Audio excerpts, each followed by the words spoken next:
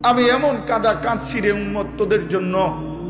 এশার নামাজের পরে দাঁড়াইছি ফজরের আজান পর্যন্ত আমি আমার মালিকের কাছে তোদের জন্য উম্মতের জন্য চোখের পানি ফেলে কাঁদছিলাম।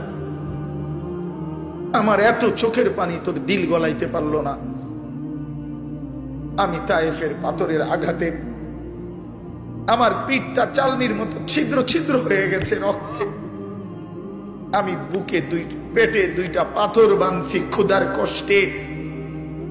আমি উহুদের দান শহীদ করা রক্তে উহুদের ময়দানে পড়েছিলাম বেহুশ হয়ে। আমার ঘরের চুলায় 3 মাস রান্নার জন্য কোনোদিন চুলায় আগুন জ্বলে নাই। আমার এত চোখের পানি, এত রক্ত, এত ক্ষুধার কষ্ট, কিছুই তোর মন গলাইতে পারলো না, তোরে সেজদা দিতে পারলো না। এটা আমার সামনে কি আনলা? আমি এই আমল নামা